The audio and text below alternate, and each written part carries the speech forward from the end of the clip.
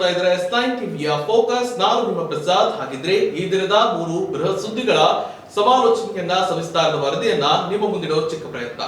ಇವತ್ತಿನ ಮೊದಲನೇ ಸುದ್ದಿ, ರಮೇಶ್ ಜಾರಕಿಹೊಳಿ ಅವರ ಪ್ರಕರಣವನ್ನ ರಾಜ್ಯ ಸರ್ಕಾರ SIT ತಂಡವನ್ನ ರಚನೆ ಮಾಡಿ SIT ತಂಡಕ್ಕೆ ನೀಡಿದೆ. ಹಾಗಿದ್ರೆ ಈ ತನಿಖೆ ಹೇಗೆ ನಡೆಯುತ್ತೆ, ಇವತ್ತು ಈ ಬಗ್ಗೆ ಒಂದು ಸವಿಸ್ತಾರವಾದ ವರದಿ ಇಲ್ಲಿದೆ ನೋಡಿ.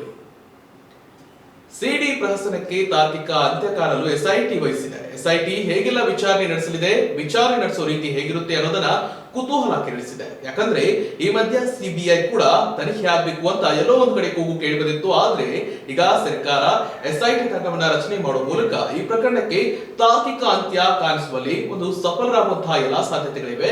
ಹಾಗಾಗಿ ರಮೇಶ್ ಜಾರಕಿಹೊಳಿ ಅವರು ಈ ಬಗ್ಗೆ ಏನಂತಾರೆ, ಇದ್ರ ಬಗ್ಗೆ ಮುಂದೆ ನೋಡೋಣ. ಅದಕ್ಕಿಂತ ಮೊದಲು CBI ತನಿಖೆ ಆಗ್ಬೇಕು, ವಿದೇಶದಲ್ಲೆಲ್ಲ ಜಾಲಾಡಬೇಕು, ಸಣ್ಣ ಪುಟ್ಟ ತನಿಖೆ ಆದ್ರೆ ಸತ್ಯ ಗೊತ್ತಾಗಲ್ಲ, ಹಾಗೆ ಹೀಗೆ ಅಂತಿದ್ದಂತಹ ರಮೇಶ್ ಜಾರಕಿಹೊಳಿ ಅವರು ಈಗ SIT ತಂಡ ರಚನೆ ಮಾಡಿದ್ದಕ್ಕೆ ಸುಮ್ಮನಾಗ್ತಾರಾ?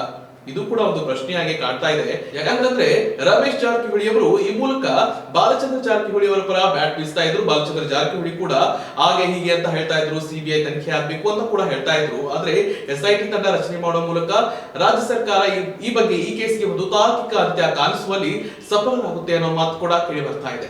ಹಾಗಿದ್ರೆ CBI ತನಿಖೆ ಕೇಳಿದವರು SITಗೆ ತೃಪ್ತರಾಗ್ತಾರ ಅನ್ನೋ ಪ್ರಶ್ನೆ ಕೂಡ ಮೂಡ್ತಾ ಇದ್ದು, ರಾಜ್ಯ ಸರ್ಕಾರ SIT ತಂಡವನ್ನೇನೋ ರಚನೆ ಮಾಡಿದೆ, ತನಿಖೆ ಮಾಡಿಸ್ತಿದೆ. ನಕಲಿ ಸಿಡಿನ ಷಡ್ಯಂತ್ರ ಅನ್ನೋದ್ರ ಬಗ್ಗೆ ಸತ್ಯಾಸತ್ಯತೆ ಕೂಡ ಹೊರಗೆ ಬರಬೇಕಿದೆ. ಸಿಡಿ ಬ್ಲಾಸ್ಟ್ ಆದಾಗ ರೊಚ್ಚಿಗೆದ್ದಿದ್ದ ಜಾರಕಿಹೊಳಿ ಬ್ರದರ್ಸ್ ಈಗ ಸೈಲೆಂಟ್ ಆಗಿದ್ದಾರೆ. ಅದಕ್ಕೆ ಕಾರಣ ಆದ್ರೂ ಏನು ಅನ್ನೋದನ್ನ ಈಗ ಸಾರ್ವಜನಿಕರು ಪ್ರಶ್ನೆ ಮಾಡ್ತಿದ್ದಾರೆ. ಇದು ಗಡಿದಾಟಿದ ಪ್ರಕರಣ. ಹೊರ ರಾಜ್ಯದಲ್ಲೂ ಹೊರ ದೇಶದಲ್ಲೂ ಪಿತೂರಿ ನಡೆದಿದೆ. ವಿದೇಶದಿಂದ ಅಪ್ಲೋಡ್ ಕೂಡ ಆಗಿದೆ. ಕೋಟಿ ಕೋಟಿ ಡೀಲು, ಇವತ್ತಿಗೆ ಫ್ಲಾಟ್ ಕೊಡಲಾಗಿದೆ. ಸಣ್ಣ ಪುಟ್ಟ ತನಿಖೆ ಬೇಡವೇ ಬೇಡ ಆದಿದ್ರು ಇದೀಗ ಎಲ್ಲವೂ ಉಲ್ಟಾ ಆಗಿದೆ. ಹಾಗಿದ್ರೆ ಜಾರಕಿಹೊಳಿ ಬ್ರದರ್ಸ್ ಒಲ್ಲದ ಮನಸ್ಸಿನಿಂದ ಒಪ್ಪಿಕೊಂಡ್ರ ಅಥವಾ ಸರ್ಕಾರವೇ ಈ ಕುರಿತಂತೆ SIT ತಂಡವನ್ನ ರಚನೆ ಮಾಡಿ ಈ ತನಿಖೆಯನ್ನ ಮುಂದುವರಿಸ್ತಾರ ಅನ್ನೋದನ್ನ ಕಾದು ನೋಡ್ಬೇಕಿದೆ. ಹಾಗಿದ್ರೆ SIT ತನಿಖೆ ಹೇಗೆ ಇರುತ್ತೆ ಅನ್ನೋದ್ರ ಬಗ್ಗೆ ನೋಡೋದಾದ್ರೆ, SIT ತನಿಖೆಗೆ ಈವರೆಗೂ ಸಿಡಿ ಬಗ್ಗೆ FIR ಕೂಡ ಎಲ್ಲೂ ದಾಖಲಾಗಿಲ್ಲ. ಹೀಗಾಗಿ ಫೀಲ್ಡ್ಗಿಳಿದಿರೋ SIT ಸಿಡಿಯ ಅಸಲಿಯತ್ತೇನು ಇದರ ಬಗ್ಗೆ ಪ್ರಾಥಮಿಕ ತನಿಖೆ ನಡೆಸಲಿದೆ. ಈ ಪ್ರಾಥಮಿಕ ತನಿಖೆಯ ವರದಿಯನ್ನ ರಾಜ್ಯ ಸರ್ಕಾರಕ್ಕೂ ಕೂಡ ಸಲ್ಲಿಸಲಿದೆ. ನಂತರ ತನಿಖೆ ನಡೆಸಲಿದ್ದು ಈ ವೇಳೆ ರಮೇಶ್ ಜಾರಕಿಹೊಳಿ ಅವರು ಹೇಳಿದ 2+3+4 ಗುಟ್ಟಿನ ಬಗ್ಗೆಯೂ ಮಾಹಿತಿಯನ್ನ ಸಂಗ್ರಹಿಸಲಿದೆ. ಬಳಿಕ ಮೂರನೇ ವ್ಯಕ್ತಿಯಾಗಿ ದೂರು ಕೊಟ್ಟಿದ್ದ ದಿನೇಶ್ ಕಲ್ಲಹಳ್ಳಿಯನ್ನು ಕೂಡ ಡ್ರಿಲ್ ಮಾಡಲಿದೆ.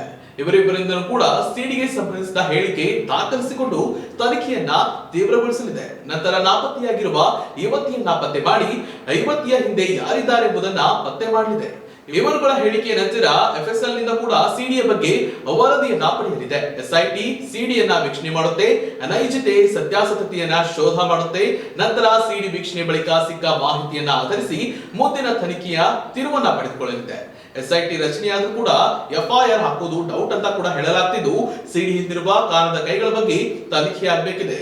ಸಿಡಿ ಹಿಂದಿರುವ ಷಡ್ಯಂತ್ರವನ್ನ SIT ಭೇದಿಸಬೇಕಿದೆ.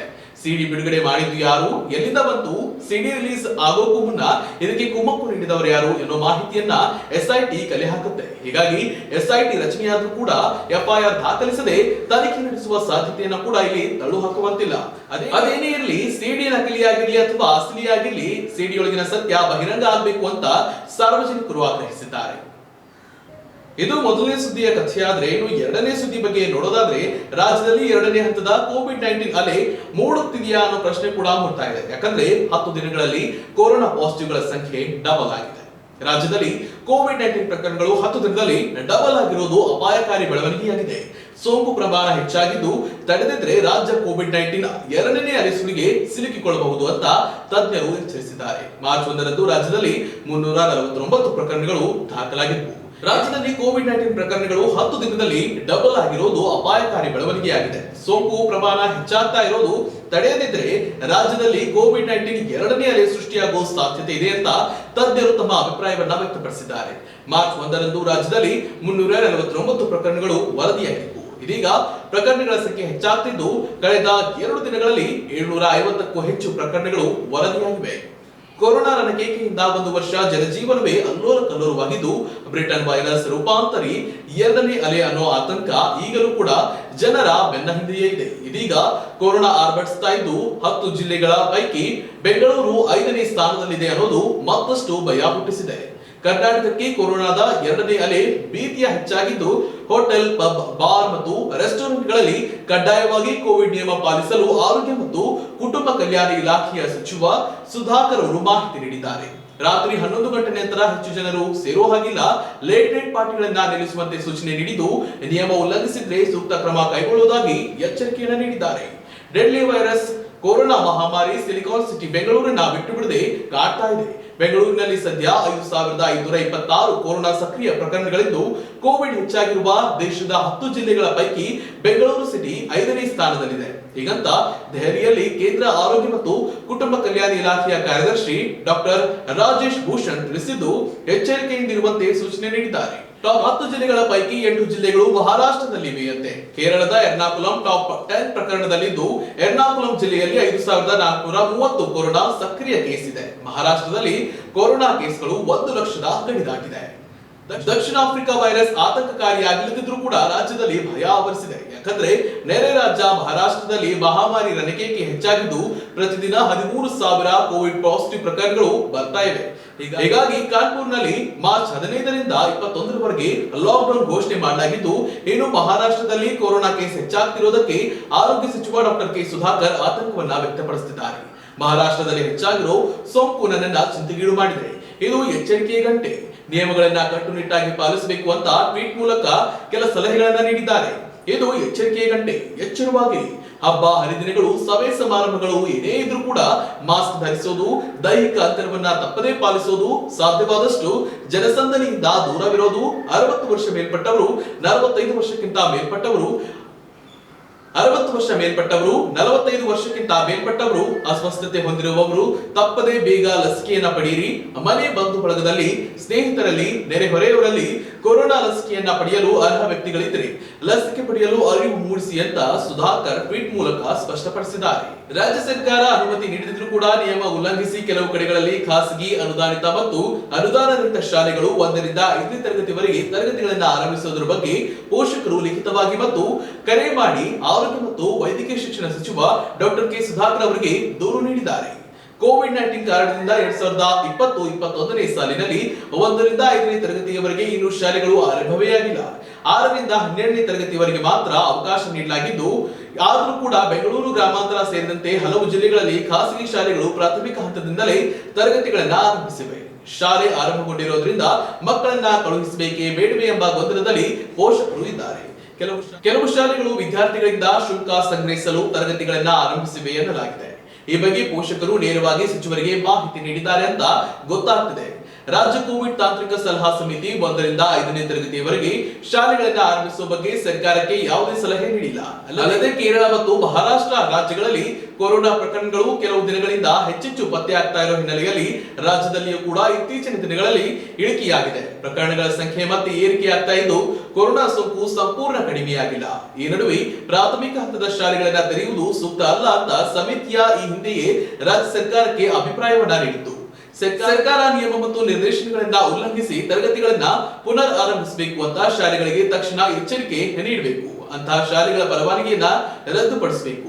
ರಾಷ್ಟ್ರೀಯ ವಿಪತ್ತು ನಿರ್ವಹಣಾ ಕಾಯ್ದೆಯಡಿ ಕಠಿಣ ಕಾನೂನು ಕ್ರಮ ಕೈಗೊಳ್ಳಬೇಕು ಅಂತ ಪ್ರಾಥಮಿಕ ಮತ್ತು ಪ್ರೌಢಶಿಕ್ಷಣ ಸಚಿವ ಎಸ್ ಸುರೇಶ್ ಕುಮಾರ್ ಅವರಿಗೆ ಟ್ವೀಟ್ ಮೂಲಕ ಸಚಿವ ಸುಧಾಕರ್ ಅವರು ಮನವಿ ಮಾಡಿದ್ದಾರೆ. ಅಲ್ಲದೆ ಪೋಷಕರು ದೂರುಗಳ ಬಗ್ಗೆ ಶಿಕ್ಷಣ ಇಲಾಖೆಯ ಆಯುಕ್ತರಿಗೂ ಸುಧಾಕರ್ ಮಾಹಿತಿ ನೀಡಿದ್ದಾರೆ ಅಂತ ಮೂಲಗಳು ತಿಳಿಸಿವೆ. ಇದು ರಾಜ್ಯದ 2ನೇ ಸುದ್ದಿಯ ಮಹಾಸ್ಫೋಟವಾಗಿದ್ದು ಇನ್ನು 3ನೇ ಸುದ್ದಿ ಬಗ್ಗೆ ನೋಡೋದಾದ್ರೆ ಮಹಾರಾಷ್ಟ್ರದ ಕೊಲ್ಹಾಪುರದಲ್ಲಿ ಶಿವಸೇನೆಯ ಪುಂಡಾಟಿಕೆ ದಿನೇ ದಿನೇ ಹೆಚ್ಚಾಗ್ತಿದೆ.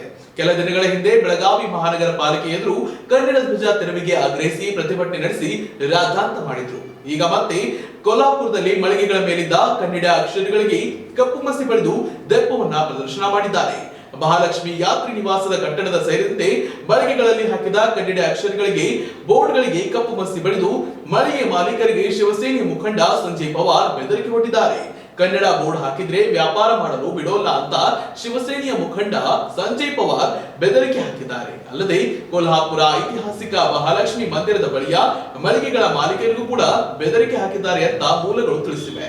ಐತಿಹಾಸಿಕ ಮಹಾಲಕ್ಷ್ಮಿ ದೇವಸ್ಥಾನಕ್ಕೆ ಕರ್ನಾಟಕದ ಲಕ್ಷಾಂತರ ಭಕ್ತರು ಹೋಗ್ತಾರೆ. ದೇವಸ್ಥಾನದ ಬಳಿ ಬಹುತೇಕ ಬಳಿಗಳ ಮೇಲೆ ಕನ್ನಡ ಅಕ್ಷರದ ಬೋರ್ಡ್ ಹಾಕಲಾಗಿದೆ.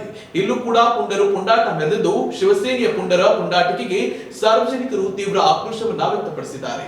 ಇನ್ನು ಬೆಳಗಾವಿ ನಗರದಲ್ಲೂ ಕೂಡ ನಾಮಫಲಕದಲ್ಲಿದ್ದ ಮರಾಠಿ ಅಕ್ಷರಕ್ಕೆ ಕರವೇ ಕಾರ್ಯಕರ್ತರು ಮಸಿ ಬೆಳೆದ ಘಟನೆ ಅಂಬೇಡ್ಕರ್ ರಸ್ತೆಯ ವಾಯು ಜಂಕ್ಷನ್ ಬಳಿ ನಡೆದಿದೆ.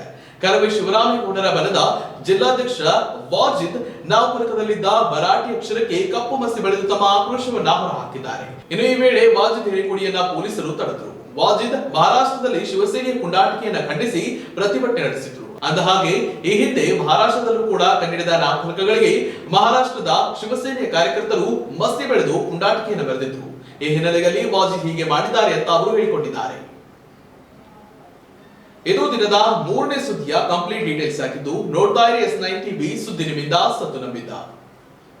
ಡ್ಯಾಮನ್ನವರ್ ಬ್ರದರ್ಸ್ ಇವರ ವತಿಯಿಂದ ಸತೀಶ್ ಆಕ್ವಾ ಶುದ್ಧ ನೀರಿನ ಘಟಕ ಗೋಕಾಕ್.